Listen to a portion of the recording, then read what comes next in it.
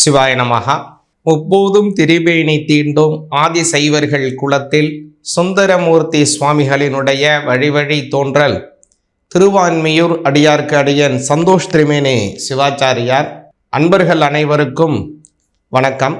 வரக்கூடிய குரோதி வருடம் பங்குனி மாதம், அதாவது 2025 மார்ச் மாதம் 15ஆம் தேதியிலிருந்து ஏப்ரல் மாதம் 13ஆம் தேதி வரை இந்த பங்குனி மாதம் இருக்கின்றது. பங்குனி மாதம் அப்படிங்கிறது பொதுவாகவே பார்த்தீங்க அப்படின்னா தமிழ் மாதத்தினுடைய பூர்த்தியாக வரக்கூடியது. அதாவது இந்த குரோதி வருடத்தினுடைய 12ஆவது மாதம். அதன் பிறகு அடுத்து வரக்கூடியது பார்த்திங்கன்னா சித்திரை மாதம் வந்துடும், வேறு மாதமும் வந்துடும், புதிய வருடமும் வந்துடும். அதாவது அடுத்த வருடம் விசுவாசு வருடம் பிறகு. இப்போது இந்த பங்குனி மாதத்தில் கவனித்து பார்த்தீங்க அப்படின்னா ரொம்ப ஒரு அற்புதமான பல அஸ்ட்ராலஜிக்கல் ஈவெண்ட் நடக்குது. பல கிரகங்கள் வக்ரமடைஞ்சு இருக்குது. அதே போல் முக்கியமாக இந்த மாதத்தில் ஒரு பெரிய விஷயங்கள் நிறையா இருக்குது. குறிப்பாக சொல்லணும் அப்படின்னா இந்த மாதத்தினுடைய கோச்சாரத்தை பார்த்தீங்க அப்படின்னா இந்த மாதம் முழுவதுமே குரு பகவான் ரிஷப ராசியில் இருக்கிறார். அதே போல் இந்த மாதத்தினுடைய துவக்கத்தில் செவ்வாய் பகவான் அவர் பார்த்திங்கன்னா மிதுன ராசியில் இருக்கிறார். அதே போல் கேது பகவான் இந்த மாதம் முழுவதுமே அவர் கன்னி ராசியில் இருக்கிறார். சனி பகவான் கும்ப ராசியிலே தான் இந்த மாதம் முழுவதும் இருக்கிறார். சூரியன் இந்த மாதம் மீன ராசியிலே முழுவதும். சுக்கிர பகவான் இந்த மாதம் முழுவதுமே பார்த்திங்கன்னா வக்ரத்திலேயே இருக்கிறார். வக்ர காலம் இந்த இது முள்ளாவே அவர் வக்ரத்தில் தான் போகிறாருங்க. ராகு பகவானும் இந்த மாதம் முழுவதுமே மீன ராசியில் இருக்கிறார். புத பகவான் இந்த மாதத்தில் ஆரம்பத்தில் பார்த்தீங்க அப்படின்னா மீன ராசியில் இருக்கார். அவர் முதல்ல வக்ரகதியில் இருக்காருங்க. வக்ரகதினா பின்னோக்கி போய் கொண்டு இருப்பார். அவர் அப்படியே பின்னோக்கி போகக்கூடிய அந்த வக்ரகதியில் இருக்கக்கூடிய புத பகவான் இந்த மாதம் 18ஆம் தேதி, அதாவது பங்குனி மாதம் 4ஆம் தேதி செவ்வாய்க்கிழமை புத பகவான் கும்பராசிக்கு கீழே இறங்குறார். கும்பத்துக்கு கீழே இறங்குற அதே புத பகவான் அந்த வக்ரத்தை நிவர்த்தி செய்வது எப்பன்னு பார்த்தீங்கன்னா மார்ச் மாதம் 30ஆம் தேதி, அதாவது பங்குனி மாதம் 16ஆம் தேதி ஞாயிற்றுக்கிழமை வக்ரத்தை நிவர்த்தி செய்து கொள்கிறார். வக்ரத்தை நிவர்த்தி, அதாவது பின்னோக்கி போயிட்டுருக்கார் இல்லையா, அதை அப்படியே நேர்கதிக்கு மாறுறாருங்க. அடுத்ததாக பார்த்தீங்க அப்படின்னா செவ்வாய் பகவான் அவர் இப்போ இருக்கக்கூடிய ராசியான மிதுன ராசியிலிருந்து கடக ராசிக்கு இறங்குறார். அது எப்போ அப்படின்னு பார்த்தீங்கன்னா ஏப்ரல் மாதம் 7ஆம் தேதி, அதாவது பங்குனி மாதம் 24ஆம் தேதி திங்கட்கிழமையில் அவர் கடக ராசிக்கு இப்போ இருக்கக்கூடிய மிதுன ராசியிலேருந்து இறங்கி வராருங்க.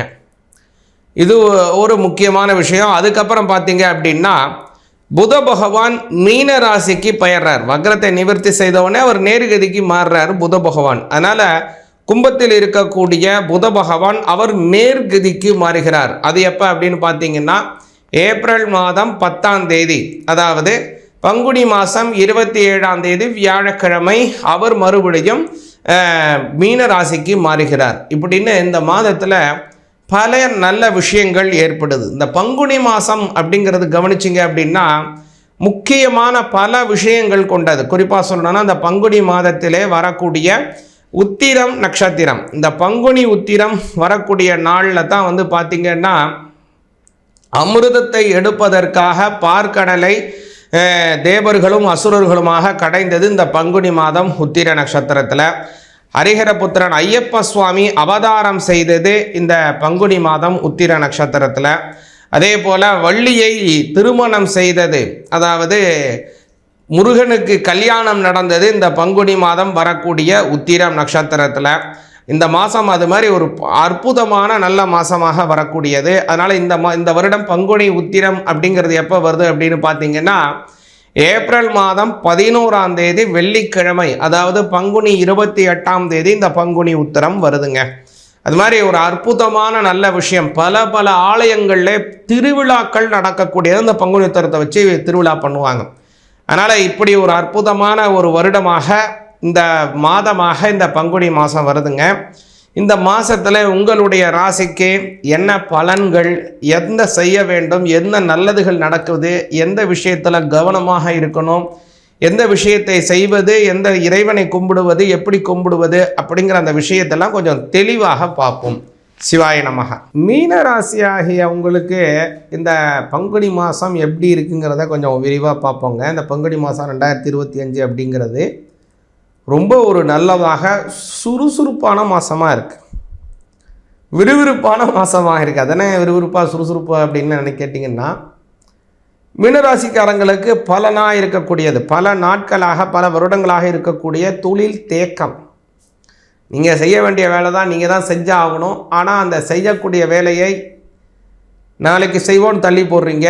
நாளைய உள்ள வேலையும் சேர்ந்துக்குது. முதல் நாள் வேலையை செஞ்சுட்டு அடுத்த நாள் வேலைக்கு வர்றதுக்குள்ளே அது தாமதமாகி போகுது.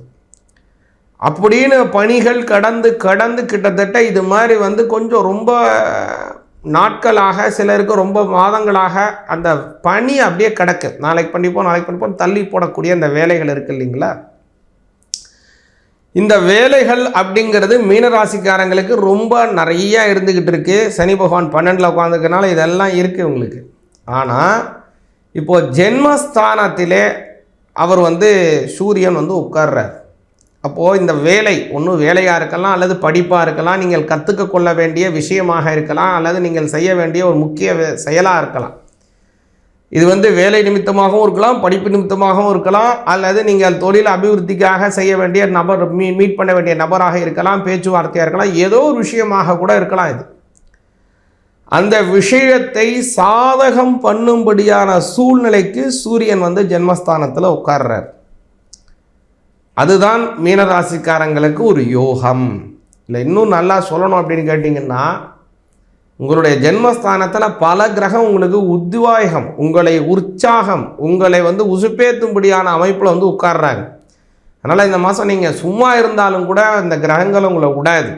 அதுபோல் உங்களுடைய நண்பர்கள் விடமாட்டாங்க. உங்களை சார்ந்தவங்க, உங்களுடைய ஆதரவு இருக்கிறவங்க, அல்லது உங்களுடைய நலத்தை விரும்புகிறவங்க விடமாட்டாங்க. உங்களை தூண்டப்படுத்தி கொண்டே இருப்பாங்க. அதனால் ஜென்மத்தில் இருக்கக்கூடிய சூரியனாகட்டும், சுக்கிரனாகட்டும், ராகுவாகட்டும், புதனாகட்டும் உங்களுக்கு நல்ல அபிவிருத்தியை தேடி தருவாங்க.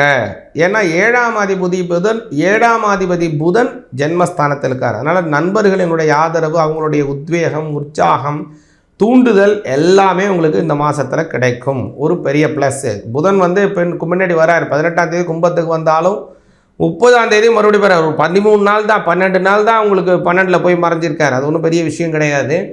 மறுபடியும் அவர் உங்களுடைய ஜென்மஸ்தானத்திற்கு வந்துடுவார். அதனால் நண்பர்களினுடைய ஆதரவு உங்களுக்கு நல்லா கிடைக்குது. 4ஆம் அதிபதி ஜென்மஸ்தானத்தில் போகிறதுனால வீடு, வசதி, வாகனம், யோகம் எல்லாமே கிடைக்கும். கார் வாங்கிறது, உல்லாசமான கார், சொகுசு கார் வாங்கிறது, சொகுசாக நல்லா வண்டி வாங்கிறது எல்லாமே கிடைப்பதற்கு வாய்ப்பு இருக்குது மிடராசிக்காரங்களுக்கு. ரொம்ப நாளாக எதிர்பார்த்துட்டு இருந்தீங்கன்னா இந்த மாதம் வாங்குவீங்க. காரோ அல்லது வண்டியோ அல்லது வீடோ ஏதோ ஒன்று வாங்குவீங்க, அல்லது வீட்டு உபகரண பொருள் வாங்குவீங்க, வீடை ரெனோவேஷன் பண்ணுவீங்க. எல்லாமே நடக்கும் இந்த மாதத்தில். அடுத்ததாக கவனிச்சிங்க அப்படின்னா, 4ஆம் பாவத்தில் இருக்கக்கூடிய செவ்வாய்.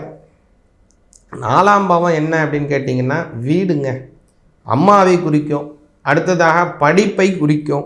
நிறைய விஷயம் இருக்குது. இதெல்லாம் ரொம்ப முக்கியமானது. இதை வச்சு பார்த்தீங்க அப்படின்னா 2ஆம் அதிபதி தனஸ்தானாதிபதி இல்லையா, குடும்பத்திலே தனலாபம் ஏற்படும்.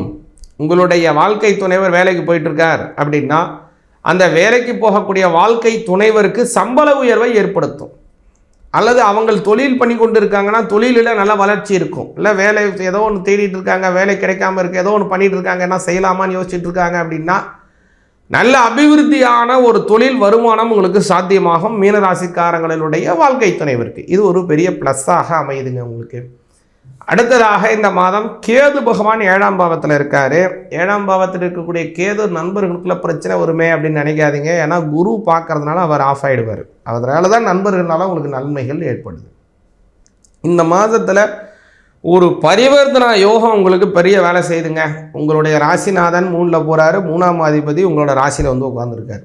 இந்த 1-3 பரிவர்த்தனை இதுக்கு மாற்றம், முன்னேற்றம், நல்ல ஒரு ஏற்றம் எல்லாத்தையும் தரும். அதனால் இந்த மாற்றங்கிறது ஒரு ஏற்றத்தையும் அதன் மூலமாக முன்னேற்றத்தையும் தரும். ஒரு விஷயத்திலிருந்து உங்களை நிவர்த்தி செய்கிறீங்க, அதிலேயே பிரதிஷ்டை ஆகிறீங்க, அதற்கான வித்தையை வளர்த்துக்கிறீங்க, அதன் மூலமாக ஒரு நல்ல சாந்தி கிடைக்குது, அதன் மூலமாக உங்களுக்கு நல்ல புகழ் கிடைக்குது. எல்லாத்தையும் தரக்கூடிய அமைப்பு இந்த மாதம் ஏற்படுறது. முக்கியமாக 12ல் இருக்கக்கூடிய சனி பகவானுக்காக நீங்கள் சனிக்கிழமையில் சனி பகவானை கும்பிட்டு வந்தீங்கன்னா நல்ல பலன் பரிபூர்ணமாக கிடைக்கும். இப்போ பார்த்தீங்க அப்படின்னா ஒரு முக்கியமான விஷயத்தை பற்றி உங்கள்கிட்ட ஒன்று சொல்லணுங்க.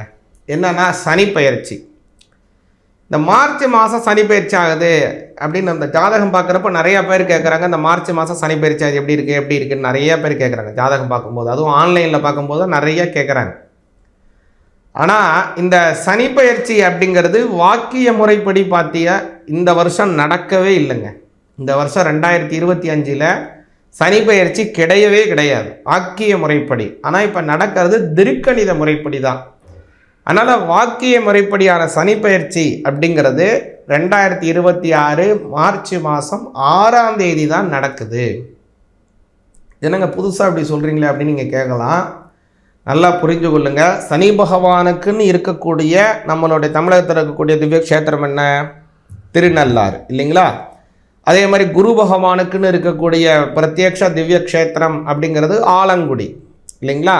அது மாதிரி நிறைய கோவில்கள், நவக்கிரகத்துக்குன்னு இருக்கக்கூடிய கோவில்கள் எல்லாமே சரி, எல்லாமே வாக்கிய முறைப்படி தான் அவங்க பயிற்சிகளை கொண்டாடுறாங்க, அனுஷ்டிக்கிறாங்க.